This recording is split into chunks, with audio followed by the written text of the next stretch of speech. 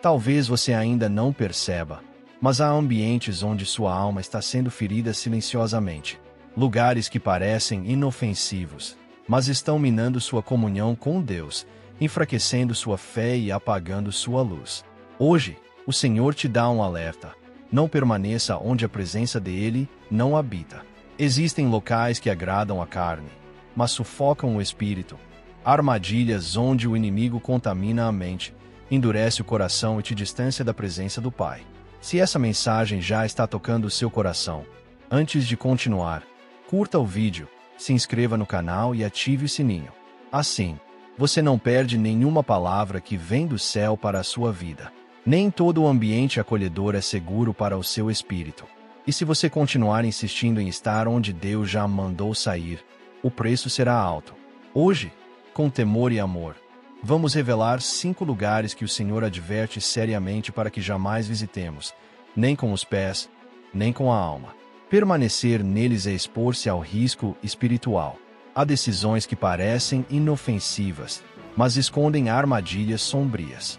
O problema é que muitos só percebem isso quando já perderam a paz, a clareza espiritual e, por vezes, até a salvação. Ló é um exemplo disso.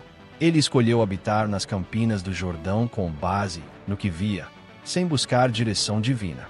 Acabou armando suas tendas perto de Sodoma, uma cidade corrupta, cheia de impiedade. Sua escolha aparentemente estratégica se tornou sua ruína. Perdeu seus bens, sua esposa e quase perdeu suas filhas. E o que isso tem a ver com você? Talvez você esteja em ambientes que Deus nunca te enviou. Pode ser um trabalho onde a presença dele é ignorada, mas o salário te prende. Pode ser um relacionamento, uma amizade ou até um hábito que parecia inofensivo, mas hoje consome sua fé. O fogo se apagou, a voz de Deus se calou, e você se pergunta: onde foi que eu errei? Talvez tenha entrado em Sodoma sem perceber. O pior desses lugares não é o que mostram por fora, mas o que causam por dentro. Eles moldam seus pensamentos, desgastam sua alma e silenciam sua sensibilidade espiritual. E quanto mais tempo você permanece, mais difícil é sair. Deus não te alerta para te acusar, mas para te libertar. Porque há lugares que não são apenas físicos, são espirituais. Territórios onde sua alma se distancia do Pai e se torna presa fácil das trevas. A esposa de Ló olhou para trás, não apenas com os olhos, mas com o coração preso àquilo que Deus já havia julgado. E foi transformada em um memorial do que acontece com quem não consegue soltar o que Deus mandou deixar. Muitos hoje vivem assim. Não conseguem avançar porque continuam presos a lugares espiritualmente tóxicos. Deus não abençoa quem insiste em permanecer no que ele já rejeitou. Quantas promessas estão retidas porque você não rompeu com certos ambientes, amizades ou comportamentos? Deus é claro em 2 Coríntios 6:17. Saia do meio deles e separe-se. Não há espaço para negociação. Obedeça. Se você quer ter sua fé restaurada, abandone o que te enfraquece. Se quer voltar a sentir a presença de Deus, corte os laços com o que entristece o espírito. Se quer paz, pare de visitar o caos. Se deseja salvação, não brinque com o abismo. Se algo falou com você até aqui, deixa seu comentário. Queremos orar por você. E aproveita para compartilhar esse vídeo com alguém que precisa voltar para o altar. Que essa palavra alcance corações sedentos. Muitos cristãos estão vivendo de aparência, mas sem poder algum, porque continuam frequentando lugares espirituais proibidos, rodas de fofoca, ambientes de sensualidade e incredulidade. Eles acham que conseguem resistir, mas pouco a pouco vão morrendo por dentro. Ló não viu que suas tendas estavam cada vez mais perto da destruição. Talvez você também não esteja percebendo. Por isso, o Senhor te confronta hoje com amor. O lugar onde você está te aproxima de Deus ou te afasta dele. Sim, há lugares onde devemos ser luz, mas há outros que o céu ordena: fuja. E é justamente nesses que muitos tropeçam porque querem manter um pé no altar e outro no mundo. Mas Jesus foi direto: ninguém pode servir a 2 senhores.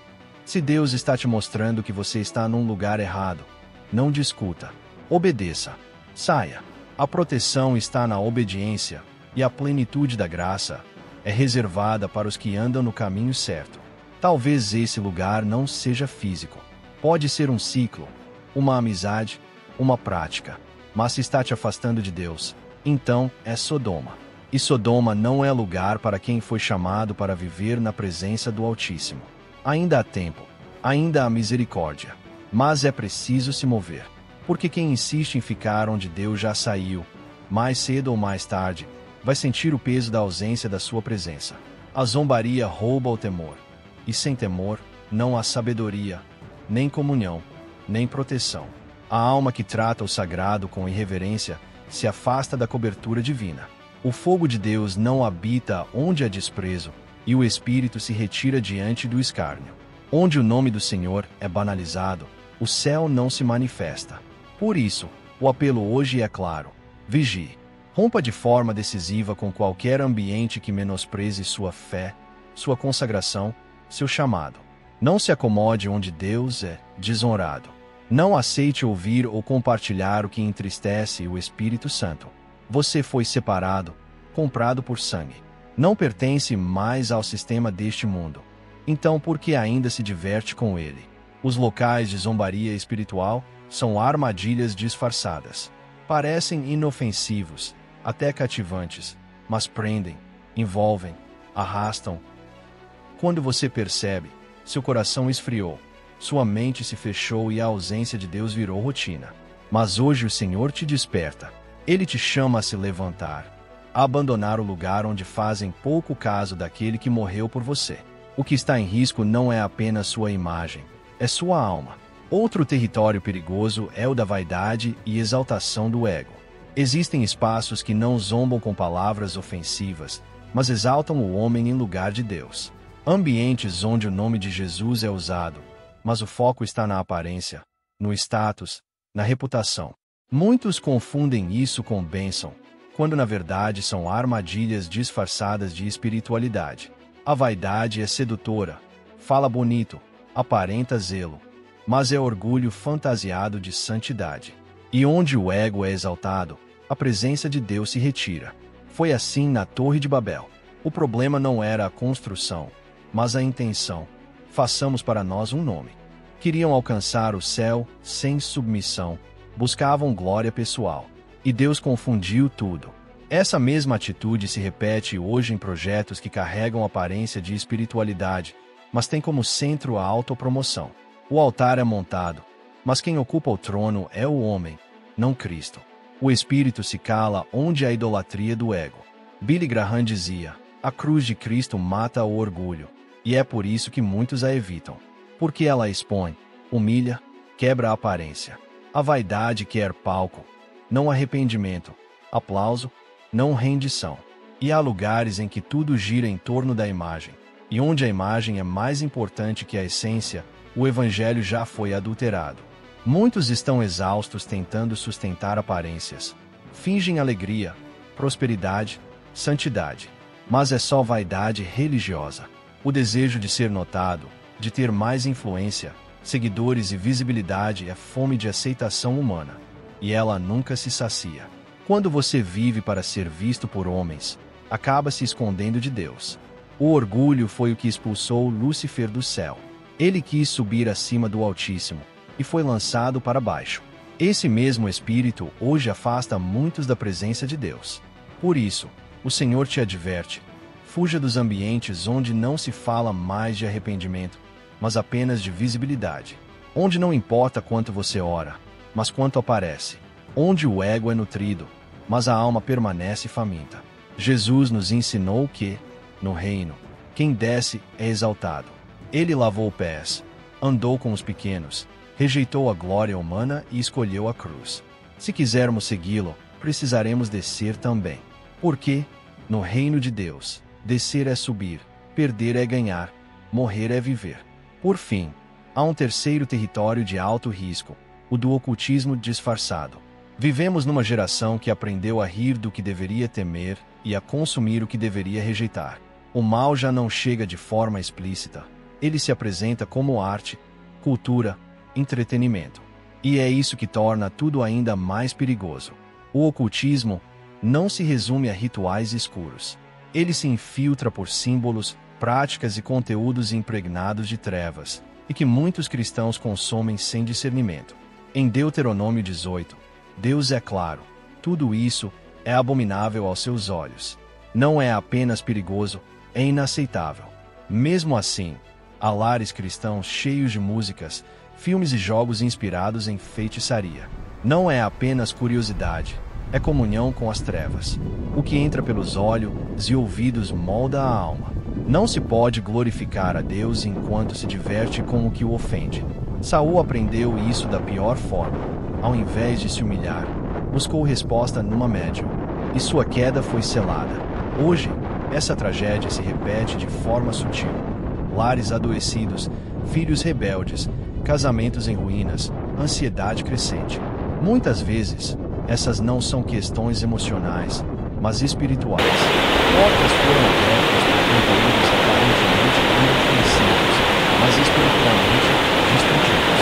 O inferno não precisa de espaço, basta uma brecha. Quando encontra um lar sem vigilância, ele se instala. Músicas que exaltam a morte, a imoralidade e a idolatria não são apenas entretenimento, são ferramentas espirituais. Cada verso que glorifica o pecado semeia corrupção e dor. Cada batido que invoca nomes disfarçados de entidades espirituais molda a atmosfera da sua casa. E muito se pergunta: por que não é possível o princípio ser espiritualmente? A resposta está naquilo que está nutrindo o seu espírito. Jogos com magia, rituais, pactos e símbolos antigos não são inocentes. São lições ocultas que ensinam a cultura. Mostram que o sobrenatural é manipulável, que os mortos podem ser consultados, que é possível tocar as trevas sem sofrer consequências. Isso não é só perigoso, é contaminação.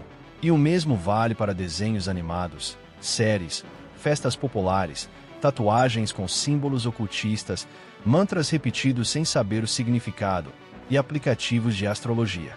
Tudo isso é o que a Bíblia chama de disfarce do mal. Paulo alertou: Satanás se disfarça de anjo de luz.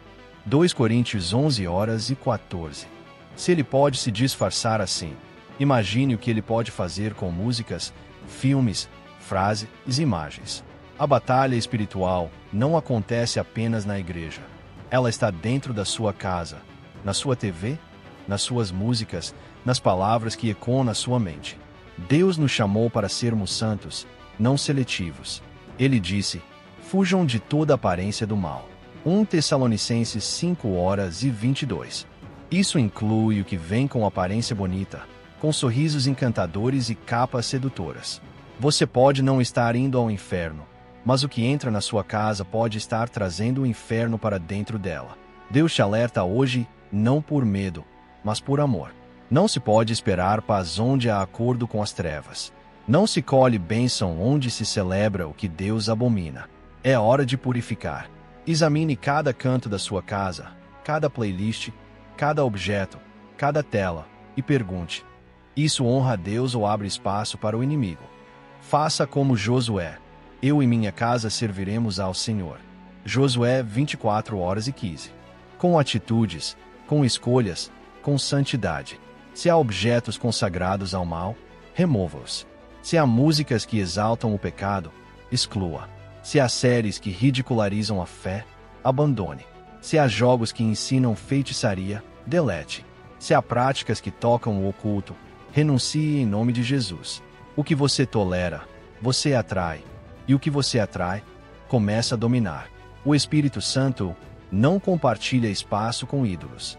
Ele é santo, e onde há contaminação, ele se retira. O que está em jogo não é o seu conforto, é sua alma, sua casa, seu destino eterno. Lembre-se, Golias começou como só uma ameaça, até que alguém se levantou com fé e verdade. Hoje é dia de romper com o oculto disfarçado. A liberdade só chega quando a luz entra, e a luz é a verdade, e ela está sendo revelada. Você foi comprado por sangue para viver em santidade, não em aliança com as trevas. Deus te chama de volta à vigilância, e ela começa dentro da sua casa, da sua mente, do seu coração. Limpe o altar, expulse o que não glorifica o Senhor, e a paz que excede o entendimento voltará ao lugar onde o inimigo foi permitido. Onde Deus governa, não há espaço para demônios, nem mesmo disfarçados. Ambientes de frieza espiritual são lugares onde a fé adormece aos poucos. Não começa com uma queda brusca, mas com pequenas concessões, uma oração esquecida, uma palavra ignorada, um jejum adiado. Quando se percebe, já não há lágrimas na adoração, nem fome pela presença de Deus. A fé não morre com barulho, ela apaga-se no silêncio da negligência. Jesus disse à igreja de Laodiceia: "Por que és morno? Estou a ponto de vomitar-te da minha boca." Apocalipse 3, 15, 16. A mornidão é traiçoeira. Faz o crente achar que está bem, mesmo desconectado da fonte. Ambientes mornos são relações que abafam a chama. Conversas vazias, lares onde Deus só é lembrado nas crises. Lugares assim vão sugando o fervor até não restar mais fogo. Você não precisa cometer pecados escandalosos para perder a presença de Deus. Basta se conformar com uma fé sem profundidade. O diabo não tem pressa. Se ele conseguir te manter morno, já é o suficiente para te neutralizar no reino. Em casas onde o peso espiritual é denso, até louvar se torna difícil. A Bíblia fica esquecida, a oração parece constrangedora, e a presença de Deus é substituída por uma rotina fria. Frieza não grita, ela silencia. Ela se instala lentamente, enquanto tudo parece normal. Mas ainda há tempo. Voltar ao primeiro amor exige consciência e decisão. Reconheça: Senhor, eu me esfriei. E Ele vai soprar de novo sobre as brasas adormecidas. Não aceite viver sem ardor, sem chama, sem fome. Jesus não morreu para te tornar religioso. Ele morreu para que você fosse cheio do Espírito. E o Espírito vem com fogo. Por fim, cuidado com a religiosidade sem transformação. Há lugares onde se canta, prega e ora, mas tudo é mecânico, sem vida. Deus é mencionado, mas não é adorado.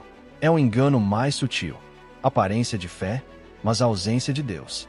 E isso é trágico, pois mantém as pessoas ocupadas com a forma, enquanto o fogo do altar se apaga. Deus está te chamando para mais, para viver uma fé verdadeira, acesa, profunda. Examine seus ambientes, suas escolhas, suas conversas. O que não te aproxima de Deus está te afastando. No reino, não existe neutralidade. Ou se avança, ou se esfria. E se o fogo apagou, o Espírito te convida. Volta antes que seja tarde. Jesus entrou no templo e viu algo que muitos considerariam comum: movimento, comércio, agitação. Mas em vez de se alegrar, ele se indignou com a profanação. Mateus 21:13 relata que ele expulsou os que compravam e vendiam, virou mesas e declarou: "Minha casa será chamada casa de oração, mas vocês a transformaram em esconderijo de ladrões." O lugar era sagrado, mas os corações estavam distantes. A atmosfera era religiosa, mas vazia de reverência. Quando Deus é usado em vez de adorado, ele responde com juízo, não com aplausos. O grande engano de uma religiosidade sem presença é que ela engana a todos, menos a Deus. As pessoas aprendem os gestos certos, as palavras ensaiadas, os rituais, mas seus corações estão frios, a alma dispersa. Deus não é atraído por barulho, mas por verdade. Há lugares onde a Bíblia é mencionada, mas não respeitada, onde o altar virou palco e a glória de Deus foi trocada por status e vaidade. Isso não é igreja, é mercado. Jesus ainda entra nesses lugares para virar estruturas, expor intenções e chamar ao arrependimento. Religiosidade sem frutos é como a figueira que parecia promissora, mas estava vazia, e por isso foi amaldiçoada. Mateus 21:19. Falar sobre Deus sem viver para Ele, orar para se exibir, jejuar sem santidade, tudo isso revela orgulho espiritual. E o orgulho espiritual endurece corações, alimenta julgamento, esvazia a fé. Jesus denunciou esse tipo de fé superficial. Este povo me honra com os lábios, mas o coração está longe. Mateus 15:8. Não importa o quanto se fale, se vive uma mentira. Isso gera cristãos que se acomodam à rotina, frequentam cultos, mas não conhecem o Espírito. Sabem muito, mas não frutificam. Permanecem anos na igreja, mas continuam impacientes, impuros, secos. Isso não é evangelho, é religiosidade sem vida. E Deus não habita onde não é honrado, onde seu nome virou rótulo, onde decisões são tomadas por conveniência e não por oração. O Espírito Santo não coopera com manipulação. Ele se retira onde não há reverência. E quando ele se retira, resta apenas o barulho, sem unção. A igreja de Sardes é um retrato disso. Apocalipse 3:1 Tens nome de que vives, mas estás morto. Muitos ainda estão ativos, mas mortos por dentro. O nome continua no cargo, mas a alma está distante. E essa morte espiritual não acontece de repente. Ela começa devagar. A oração esfria, o louvor vira formalidade, a palavra já não confronta, a cruz é deixada de lado. E tudo o que sobra é uma bela aparência, mas vazia por dentro. Deus pergunta: você está onde eu quero, ou apenas onde se sente confortável? Essa pergunta incomoda, confronta. Talvez o lugar onde você serve não seja mais um espaço de vida, mas de dormência. Sair de um ambiente assim dói, mas ficar ali pode matar sua fé. Deus não nos chamou para ocupar espaços, mas para viver em santidade. Ele não busca perfeição, mas corações quebrantados. Pode ser um lugar simples, mas se houver verdade, ele estará lá. Pode ser enorme e impressionante, mas se faltar honra, ele se ausenta. Hoje, ele te chama a olhar para onde você está. A transformação, a presença real ou apenas rotina? Deus está levantando uma geração que clama por autenticidade, que rejeita a religiosidade vazia e busca a presença acima da estrutura. Uma geração que ora como Moisés: se a tua presença não for conosco, não nos faça subir. Êxodo 33:15. É possível estar em um lugar bem visto pelos homens, mas rejeitado por Deus. Ele está te chamando para um reencontro, não com uma instituição, mas com o coração dele. Jesus contou sobre um filho que decidiu andar por conta própria, Lucas 15. Pediu a herança, virou as costas e foi viver longe do pai. Tudo parecia bem até que o vazio chegou. Ele trocou a casa por um chiqueiro, a honra pela humilhação. E ali, quebrado, ele caiu em si. Muitos hoje estão assim, em lugares secos, longe da presença, com a fé como uma lembrança distante. Mas aquele jovem não foi expulso, ele escolheu sair. E assim acontece conosco. As quedas vêm do afastamento gradual da vontade de Deus. Mas há esperança. Quando ele reconheceu seu erro, se levantou e voltou. Ainda ferido, ainda sujo, foi recebido com um abraço. O pai correu ao seu encontro. Não exigiu explicações. Não lançou culpa. Apenas o restaurou. É isso que Deus quer fazer com você agora. Ele não te expõe para te envergonhar, mas para te libertar. Enquanto você permanecer onde Deus não está, sua alma continuará em escassez. Mas no instante em que você disser: Pai, pequei, tudo muda. O céu se move por corações arrependidos. Deus não te chama para a religião. Ele te convida para a reconciliação, para renovo, para a comunhão real. A decisão é sua. A mudança não pode ser adiada. O arrependimento não pode ser delegado. É hora de romper com o que te esfria. Pode ser um lugar, um relacionamento, uma prática, uma distração. Deus vê e Ele te chama. Não para te acusar, mas para te abraçar. Basta um passo seu, e Ele corre ao seu encontro.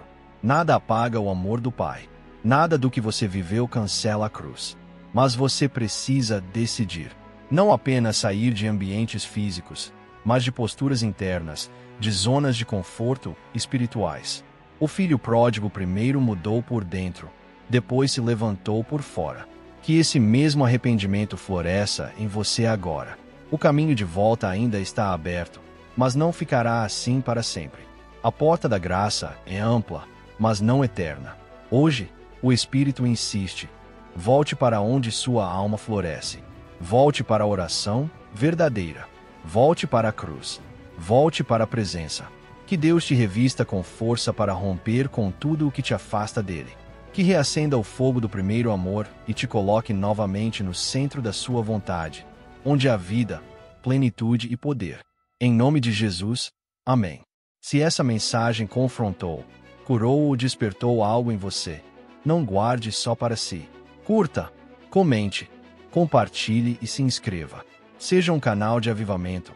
Deus ainda está chamando, e através de você, outros podem ouvir esse chamado.